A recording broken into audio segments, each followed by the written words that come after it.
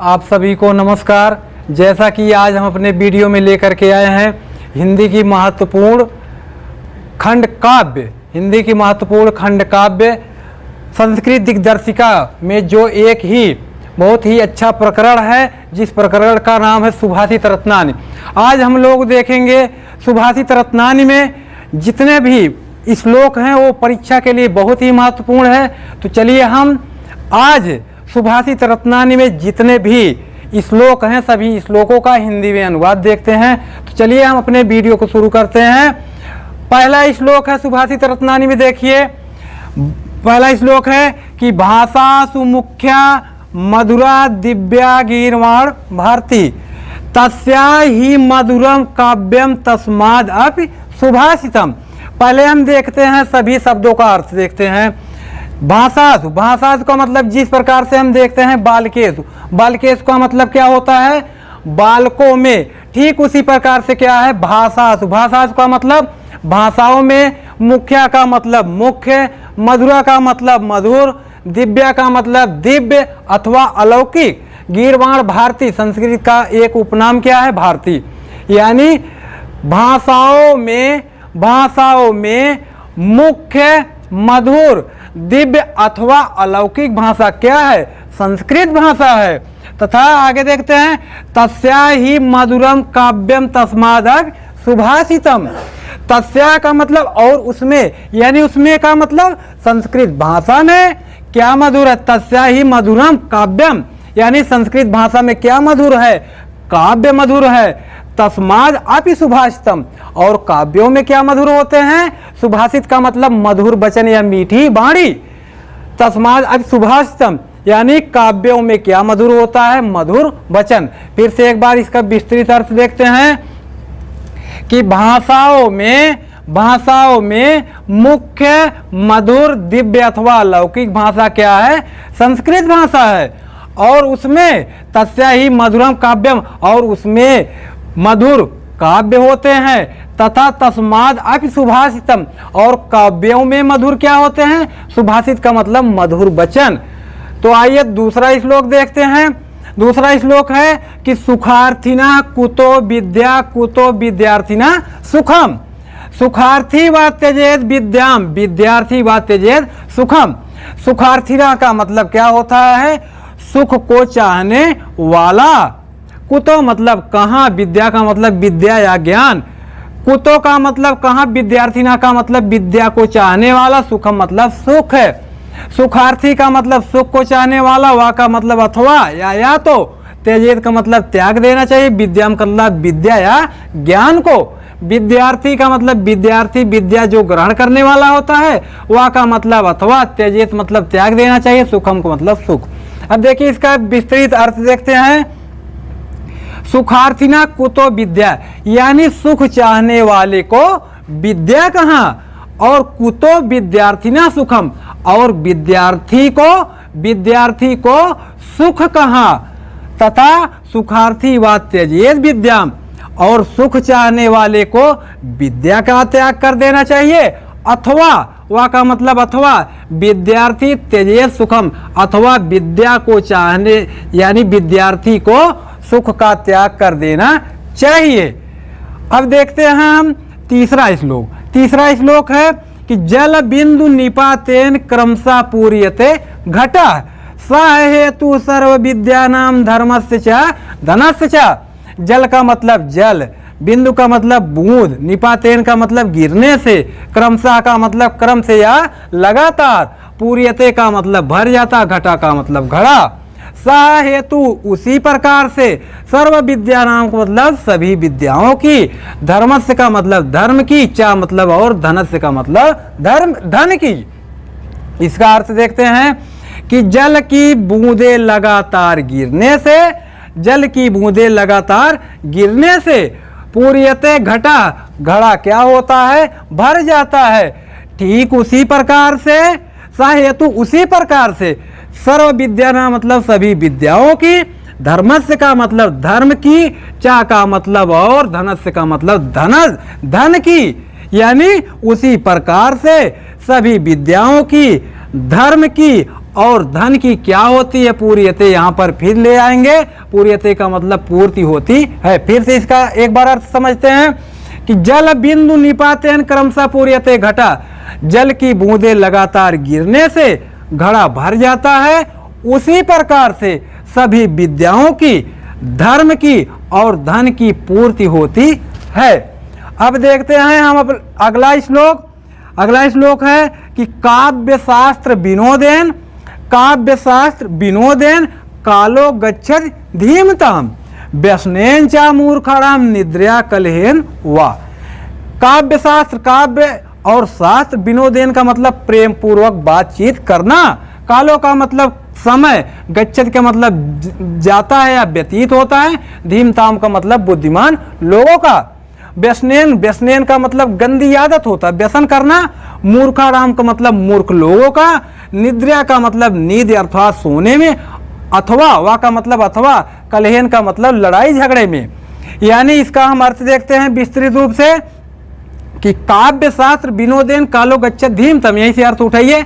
देखिए धीमताम का मतलब बुद्धिमान, बुद्धिमान लोगों का समय काव्य और शास्त्र को पढ़ने में तथा प्रेम पूर्वक बातचीत करने में क्या होता है, गच्छत का मतलब व्यतीत होता है, तथा मूर्ख लोगों का समय, मूर्ख लोगों का समय नींद में अर्थात सोने में अथवा लड़ाई झगड़े में क्या होता है, व्यसन होता है। व्यसन का मतलब खर्च होता है, समाप्त होता है। देखिए अगला श्लोक है कि ना चौरहार्यम, ना चौरहार्यम ना राजहार्यम ना भ्रातृभाज्यम ना चा भारकारी, बे कीर्ते वर्धत एवं नित्यम विद्या धनम सर्वधनम प्रधानम। इसका देखिए शब्द अर्थ देखते हैं कि ना चोर हार्यम, हार्यम का मतलब क्या होता है, हरण करना। यहाँ चोर के साथ क्या होगा, चोर, चोर क्या करता है यानी चुरा सकता है। ना का मतलब नहीं, राज का मतलब राजा, हार्यम का मतलब हरण करना, यहाँ क्या होगा, छीनना। ना भ्रातृ भाज्यम, भ्रातृ का मतलब भाई, भाज्यम का मतलब बांटना। ना चा भारकारी, भारकारी का मतलब बोझ बढ़ना। व्यय का मतलब व्यय कृत्य मतलब करना, वर्धत का मतलब बढ़ती है, एवं मतलब ही, नित्य मतलब प्रतिदिन। विद्या धनम, विद्या रूपी धन, सर्व धनम प्रधानम, सभी धनों में क्या है, प्रधान धन है। चलिए इसका अर्थ देखते हैं। ना चोर हार्यम ना राज हार्यम, यानी ना चोर चुरा सकता है और ना ही राजा छीन सकता है। ना भ्रातृ भाज्यम ना चा भारकारी, ना ही भाई बांट सकता है और ना ही इस पर भार बढ़ता है। व्यय कीर्ते वर्धत एवं नित्यम, यानी व्यय का मतलब व्यय या खर्च करने से, वर्धत का मतलब बढ़ती है, एवं मतलब ही, नित्य मतलब प्रतिदिन। यानी विद्या खर्च करने से या व्यय करने से प्रतिदिन बढ़ती है। विद्या धनम सर्वधनम प्रधानम, विद्या रूपी धन सभी धनों में प्रधान धन है। फिर से इसका एक बार अर्थ देखते हैं कि यानी विद्या को ना चोर चुरा सकता है और ना ही राजा छीन सकता है, ना भाई बांट सकता है और ना ही इस पर भार ही बढ़ता है, तथा व्यय करने से प्रतिदिन बढ़ती है। विद्या रूपी धन, विद्या रूपी धन सभी धनों में प्रधान धन है। अगला श्लोक देखते हैं कि परोक्षे कार्यहंतारम प्रत्यक्षे प्रियवादिनम वर्जेत तादृशम मित्रम विस्कुंभम पयोमुखम। परोक्षे का मतलब पीठ के पीछे, कार्यहंतारम का मतलब कार्य की हानि पहुंचाने वाले, प्रत्यक्षे का मतलब सम्मुख, प्रियवादिनम का मतलब प्रिय बोलने वाले। वर्जेत तादृशम यानी उनको क्या कर देना चाहिए, हटा देना चाहिए या त्याग कर देना चाहिए। मित्रम मतलब ऐसे मित्र को, वर्जेत तादृशम ऐसे मित्र को क्या कर देना चाहिए, त्याग देना चाहिए, जो किसके समान होते हैं, विष कुंभम यानी विष से भरा हुआ घड़ा हो और उस पर क्या हो, पयोमुखम विष से भरा हुआ घड़ा हो तथा जिसके मुख पर क्या रखा हो, दूध रखा हो। देखिए इसका अर्थ देखते हैं कि परोक्षे कार्यहंतारम प्रत्यक्षे प्रियवादिनम, यानी पीठ के पीछे कार्य की हानि पहुंचाने वाले और सम्मुख क्या बोलने वाले, प्रिय बोलने वाले, ऐसे मित्र को क्या कर देना चाहिए, त्याग कर देना चाहिए, जो किसके समान होते हैं, विष से भरे हुए घड़ा, यानी विष से भरा हुआ घड़ा हो तथा उसके मुख पर क्या हो, दूध रखा हो। जिस प्रकार से व्यक्ति उसको त्याग देता है, ठीक उसी प्रकार से यानी जो व्यक्ति आपकी क्या करे, आड़ में यानी आपके परोक्ष, आपके पीछे क्या करे, कार्य की हानि पहुंचाए यानी निंदा करे, और सम्मुख क्या करे, प्रिय बोले, उसको यानी उस मित्र को क्या कर देना चाहिए, उसी विष से भरे हुए घड़े के समान क्या कर देना चाहिए, त्याग कर देना चाहिए। अगला श्लोक देखते हैं कि उदेति सविता ताम्रस्त्र एवं अस्तम एति च, यानी उदेति सविता ताम्रस्ताम एव अस्तम एति च संपत्तौ विपत्तौ च महताम एक रूपता। यानी उदेत का मतलब उगते समय, सविता का मतलब सुबह, ताम्रस्ताम का मतलब लाल, एव अस्तम एति च और अस्त होते समय, संपत्तौ का मतलब संपत्ति के आने पर, और विपत्तौ का मतलब विपत्ति के आने पर, महताम का मतलब महान पुरुष, धैर्य पुरुष, रूपता, एक रूपता का मतलब एक ही रूप रहते हैं। देखिए इसका अर्थ देखते हैं कि जिस प्रकार से सूर्य उगते समय तथा अस्त होते समय किस रंग का होता है, लाल रंग का होता है, ठीक उसी प्रकार से जो महान पुरुष होते हैं वो संपत्ति के आने पर तथा विपत्ति के आने पर भी एक ही जैसे रहते हैं। देखिए अगला श्लोक है कि विद्या विवादाय धनम मदाय शक्ति परेशान पर पीड़नाय खलस्य साधो विपरीतम एतज्ञ ज्ञानाय दानाय च रक्षणाय। यानी देखिए विद्या का मतलब विद्या या ज्ञान, विवादाय का मतलब विवाद के लिए, धनम का मतलब धन, मदाय का मतलब घमंड या अहंकार के लिए, शक्ति का मतलब शक्ति या ताकत, परेशान का मतलब दूसरे को, पर पीड़ना मतलब पीड़ित करने के लिए, खलस्य का मतलब दुष्ट लोग, साधो का मतलब सज्जन, विपरीतम एतज्ञ विपरीतम इसके विपरीत, ज्ञानाय का मतलब ज्ञान, दानाय का मतलब दान के लिए, यानी ज्ञानाय का मतलब ज्ञान के लिए, दानाय का मतलब दान के लिए, चार रक्षणाय और रक्षा के लिए। तो इसका देखते हैं हम विस्तार से अर्थ देखते हैं कि विद्या विवादाय धनम मदाय, विद्या विवादाय धनम मदाय शक्ति परेशान पर पीड़नाय खलस्य, खलस्य का मतलब क्या होता है, दुष्ट लोग। यानी हम यही से अर्थ लेते हैं कि दुष्ट लोगों की विद्या किसके लिए होती है, विवादाय का मतलब विवाद या लड़ाई झगड़े के लिए होती है, और दुष्ट लोगों का धन किसके लिए होता है, मदाय का मतलब घमंड या अहंकार के लिए होता है, और दुष्ट लोगों की शक्ति किसके लिए होती है, परेशान पर पीड़ना, यानी दूसरे लोगों को पीड़ित या परेशान करने के लिए होती है। साधो का मतलब सज्जन लोगों की, विपरीत एतज्ञ ज्ञान है, इसके यानी सज्जन लोगों की विद्या इसके विपरीत होती है। किसके लिए होती है, विद्या ज्ञान है, विद्या किसके लिए होती है, ज्ञान के लिए होती है। और धनम दान है, और धन किसके लिए होता है, दान के लिए होता है। और शक्ति किसके लिए होती है, रक्षणाय का मतलब रक्षा के लिए होती है। फिर से देखते हैं इसका अर्थ कि दुष्ट लोगों की विद्या किसके लिए, विवादा यानी लड़ाई झगड़े के लिए, और धन घमंड या अहंकार के लिए, और तथा शक्ति दूसरों को पीड़ित करने के लिए होती है। जबकि सज्जन लोगों की विद्या किसके लिए होती है, ज्ञान के लिए, और धन दान के लिए तथा शक्ति रक्षा के लिए होती है।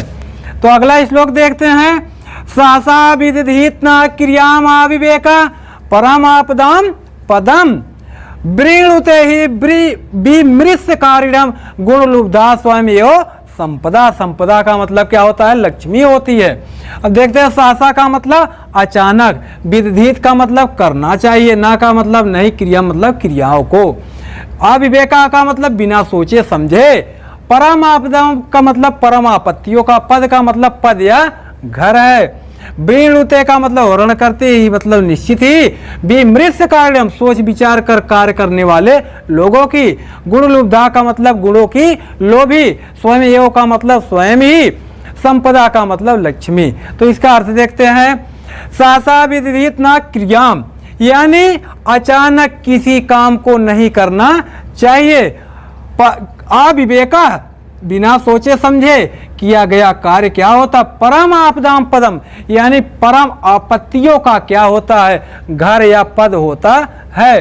वृणुते ही विमृश्य कार्यम, और सोच विचार कर कार्य करने वाले लोगों की, सोच विचार कर कार्य करने वाले लोगों की। गुण लुब्धा का मतलब गुणों की लोभी, स्वयं ही। संपदा का मतलब लक्ष्मी। वृणुते का मतलब वर्ण करती है। फिर से एक बार इसका अर्थ देखते हैं कि अचानक किसी काम को नहीं करना चाहिए, क्योंकि बिना सोचे समझे किया गया कार्य क्या होता है, परम आपत्तियों का पद या घर होता है। निश्चित ही सोच विचार कर कार्य करने वाले लोगों की गुणों की लोभी स्वयं लक्ष्मी वर्ण करती है। तो अगला श्लोक देखते हैं, वज्रादपि कठोराणि मृदून कुसुमादपि लोकोत्राणाम चेतांश कोनो विज्ञातुम अर्हत। वज्रादपि का मतलब वज्र से भी। कठोराणि का मतलब कठोर। मृदून का मतलब कोमल। कुसुम का मतलब फूल। अभी का मतलब भी। लोकोत्राणाम का मतलब जो लोक में ऊपर जाने वाले लोग होते हैं, अर्थात जो समाज में अच्छे लोग होते हैं, जिनको हम क्या कह सकते हैं, महात्मा भी कह सकते हैं। चेतांसी का मतलब मन, को मतलब कौन, नु का मतलब नहीं, विज्ञातुम अर्हत का मतलब जानता है।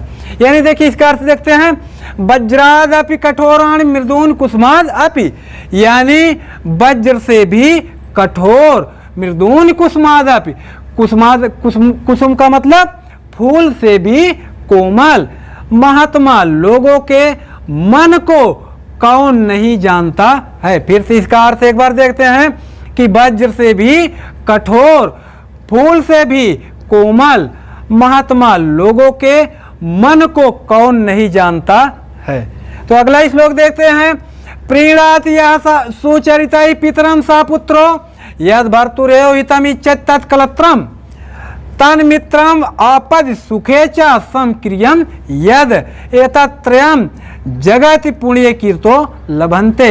इसका देखते हैं, प्रीणात का मतलब प्रसन्न रखना या खुश रखना, या का मतलब ऐसा सुचरित का मतलब सुंदर चरित्र के द्वारा। पितरम का मतलब माता पिता को, सा का मतलब वह है, पुत्रों का मतलब पुत्र, यद मतलब ऐसा, भर्तुरेव का मतलब पति, हितम इच्छत का मतलब हित की इच्छा चाहने वाली, तत् मतलब ऐसी, कलत्रम मतलब पत्नी। तन मित्रम, तन का मतलब ऐसा, मित्रम का मतलब तत्मित्रम, इसको क्या कहा जाएगा, तत्मित्रम। तत्मित्रम आपद, ऐसा मित्र हो जो क्या हो, आपद का मतलब आपत्ति के समय, सुखे का मतलब और सुख के समय समान समक्रियम, यानी समान क्रिया करे या समान व्यवहार रखे। एतत्रयम, एतत् का मतलब ए, त्रयम का मतलब तीनों, जगत का मतलब संसार में या जगत में, पुण्य कीर्तो पुण्यशाली लोगों को, लभन्ते का मतलब प्राप्त होते हैं। इसका अर्थ देखते हैं, प्रीणात या सुचरित पितरम सा पुत्रो, यानी ऐसा पुत्र जो अपने सुंदर चरित्र के द्वारा माता पिता को क्या करता है, प्रसन्न रखता है या खुश रखता है। यद भर्तुरेव हितम इच्छत तत्कलत्रम, और ऐसी पत्नी हो जो क्या चाहे, अपने हितम इच्छत, हित की इच्छा चाहे, भर्तुरेव मतलब पति की, यानी ऐसी पत्नी हो जो अपने पति की क्या चाहे, हित की इच्छा करे या इच्छा चाहे। तन मित्रम आपद सुखेचा समक्रियम यदि, और ऐसा मित्र जो आपत्ति के समय तथा सुख के समय और समान क्या करे, व्यवहार करे। एतत्रयम जगत पुण्य कीर्तो लभन्ते, ये तीनों जगत में या संसार में, पुण्य कीर्तो मतलब धैर्यशाली या पुण्य कीर्तो का मतलब धैर्य लोगों को ही प्राप्त होते हैं। फिर से इसका अर्थ देखते हैं कि प्रीणात या सुचरित पितरम सपुत्रो, यानी ऐसा पुत्र, सपुत्रों का मतलब ऐसा पुत्र जो क्या करे, अपने सुंदर चरित्र के द्वारा माता पिता को क्या करे, प्रसन्न रखे या खुश रखे। तत्कलत्रम, ऐसी पत्नी जो अपने पति की क्या चाहे, हित की इच्छा चाहे। तन मित्रम, यानी ऐसा मित्र जो आपत्ति के समय, सुख के समय और समान क्या करे, व्यवहार करे। ये तीनों संसार में धैर्यशाली लोगों को ही प्राप्त होते हैं। अगला श्लोक देखिए है कि कामान दुग्धे विप्र कर्ष्यति आलक्ष्मी कीर्ति सूते दुष्कृतम या हिनस्ति शुद्धाम शांताम मात्रम मंगलानाम धेनु धीरासु नृताम वाचम आहु। यानी कामान का मतलब कामनाओं की, दुग्धे का मतलब दोहन करती, विप्र कर्षित अलक्ष्मी, अलक्ष्मी का मतलब दरिद्रता को, विप्र कर्षित का मतलब क्या करती, दूर करती है। कीर्ति का मतलब कीर्ति या यश को, सूते का मतलब जन्म देती या उत्पन्न करती है। दुष्कृतम या हिनस्सी, दुष्कृतम का मतलब दुर्गुणों को, या का मतलब जो हिनस्सी का मतलब क्या करती है, नष्ट करती है। शुद्धाम, शुद्ध, शांताम का मतलब शांत, मातरम का मतलब माता, मंगला नाम का मतलब मंगलों की। धेनु मतलब गाय, धीरा का मतलब धैर्यशाली लोगों के। सुनृताम, नृताम का मतलब सुंदर नृत्य या सुंदर सत्य। वाचम आहु का मतलब वाणी कही गई है। अब देखते हैं इसका अर्थ, देखते हैं कि कामान दुग्धे विप्र कर्षित अलक्ष्मी, कामनाओं का दोहन करती है। कामान दुग्धे का मतलब कामनाओं का दोहन करती है। विप्र कर्षित या लक्ष्मी, और दरिद्रता को, अलक्ष्मी का मतलब दरिद्रता को, विप्र कर्षित का मतलब दूर करती है। यानी कामनाओं का दोहन करती है तथा दरिद्रता को दूर करती है। कीर्ति सुते दुष्कृतम या हिनस्ति, कीर्ति और यश को क्या करती है, उत्पन्न करती है। दुष्कृतम मतलब दुर्गुणों को, या का मतलब जो हिनस्ति का मतलब नष्ट करती है। यानी कीर्ति या यश को उत्पन्न करती है तथा दुर्गुणों को नष्ट करती है। शुद्धाम शांताम मात्रम मंगलानाम, यानी शुद्ध शांत मंगलों की क्या है, माता है। शुद्धाम शांताम मात्रम मंगलानाम का मतलब शुद्ध शांत और मंगलों की क्या है, माता है। अगली लाइन है कि धेनु धीरा सुनृताम वाचम आहु। धेनु का मतलब गाय, धीरा का मतलब धैर्यशाली लोगों, धैर्यशाली लोगों के सत्ययुक्त। वाचम आहु का मतलब वाणी को ऐसी गाय कहा गया है। यानी धैर्यशाली लोगों के सत्ययुक्त वाणी को ऐसी गाय कहा गया है जो क्या है, जो क्या करती है, कामान दुग्धे विप्र कर्षित लक्ष्मी, यानी जो क्या करती है, कामनाओं का दोहन करती है तथा दरिद्रता को दूर करती है। कीर्ति को उत्पन्न करती है और दुर्गुणों को क्या करती है, नष्ट करती है। शुद्ध शांत मंगलों की क्या है, माता है। इसको यानी धैर्यशाली लोगों की सत्ययुक्त वाणी को ऐसी गाय कहा गया है। अगला श्लोक देखते हैं कि व्यतिरिक्त पदार्थांतरा को अपि हेतु ना खलु बहिरूप अधीना प्रीतिया संश्रयन्ते विकसति ही पतंगस्य उदय पुंडरीकम द्रवति च हिम रश्म उद्गते चंद्रकांता। व्यतिरिक्त का मतलब मिलाना, पदार्थ का मतलब पदार्थों को, अंतरा का मतलब आपस में, को मतलब कोई, हेतु मतलब कारण। यानी पदार्थों को आपस में मिलाने का कोई कारण अवश्य है। ना खलु बहिरूप अधीन प्रीतिया संश्रयन्ते, यानी ना खलु निश्चित रूप से, बहिरूप यानी बाह्य कारणों पर, अधीन का मतलब कारण, निश्चित ही बाह्य कारणों पर, प्रीतिया का मतलब प्रेम, संश्रयन्ते का मतलब आश्रित नहीं होता है। यानी निश्चित रूप से बाह्य कारणों पर प्रेम आश्रित नहीं होता है। अगला है कि विकसत ही पतंगस्य उदय पुंडरीकम, पतंगस्य धन उदय, यानी इसमें कौन सी संधि है, गुण स्वर संधि है। पतंगस्य धन उदय बराबर क्या हो जाएगा, पतंगस्य उदय। विकसत ही पतंगस्य उदय पुंडरीकम, यानी विकसत का मतलब खिलने, खिलता है।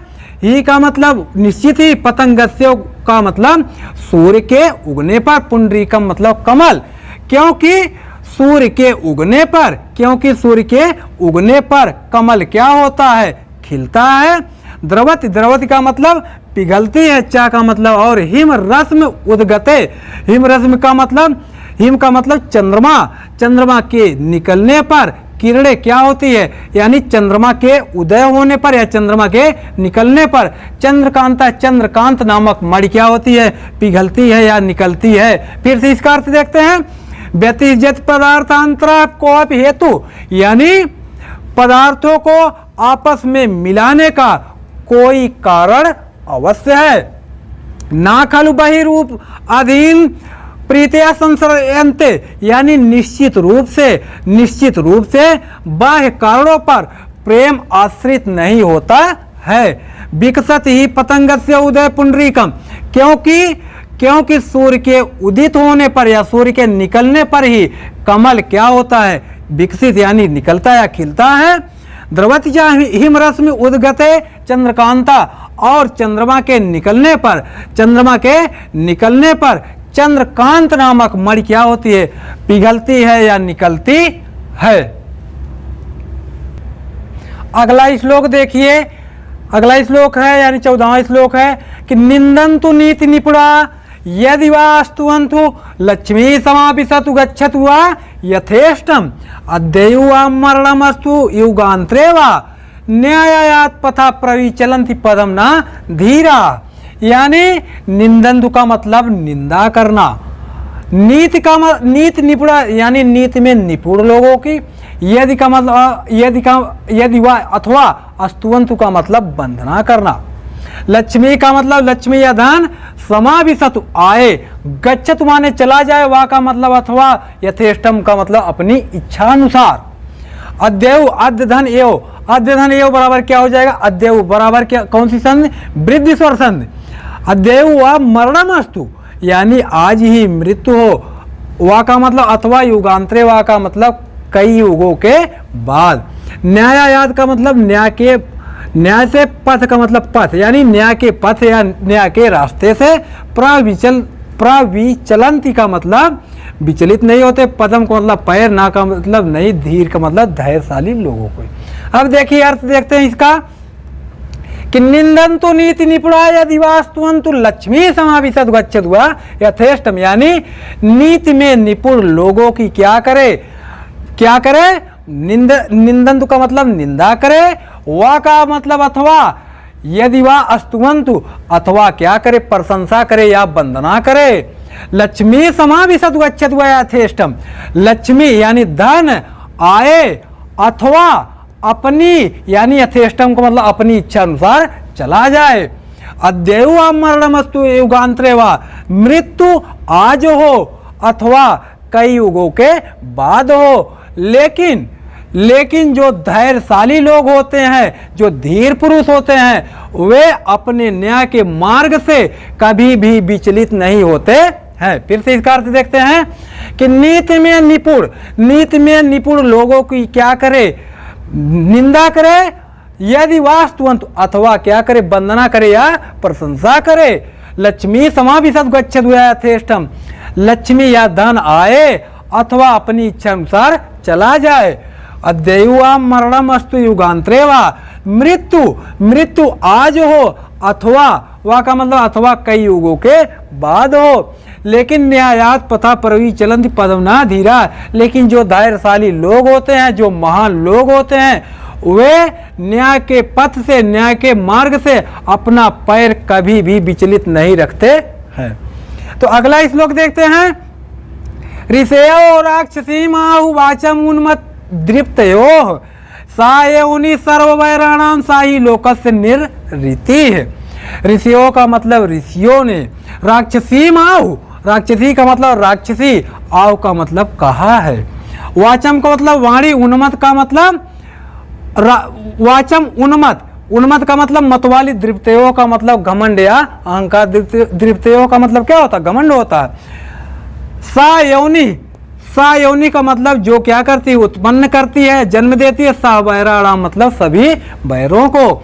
सा ही वह ही लोकस्य का मतलब लोक का या संसार का, निर्ऋति का मतलब आपत्ति का कारण है। तो इसका अर्थ देखते हैं ऋषयो राक्षसी माहु वाचम उन्मद्दृप्तयो, यानी ऋषियों ने अहंकार से युक्त, दृप्तयो का मतलब अहंकार, यानी ऋषियों ने अहंकार से युक्त, उन्मत्त का मतलब मतवाली, वाचम आव को मतलब वाणी को, यानी ऋषियों ने अहंकार से युक्त मतवाली वाणी को क्या कहा है? राक्षसी कहा है। सा योनि सर्ववैराणाम साही लोकस निरति, जो क्या करती है? सभी वैरों को उत्पन्न करती है या जन्म देती है। साही लोकस निरति, वह ही लोक का या संसार के आपत्ति का क्या है? कारण है। फिर से इसका अर्थ एक बार देखते हैं कि ऋषयो राक्षसी माहु वाचम उन्मद्दृप्तयो, यानी ऋषियों ने अहंकार से युक्त मतवाली वाणी को क्या कहा है? राक्षसी कहा है। सा योनि सर्ववैराणाम, जो क्या करती? सभी वैरों को उत्पन्न करती है। सा ही लोकस्य निवृत्ति, जो क्या है? लोक या संसार की आपत्ति का कारण है। सुभाषित रत्नान में जितने भी श्लोक थे सब श्लोक समाप्त हुए। यदि आप लोगों को वीडियो अच्छा लगा हो तो लाइक जरूर करें तथा सब्सक्राइब करना ना भूलें तथा शेयर जरूर करें। आप सभी को धन्यवाद।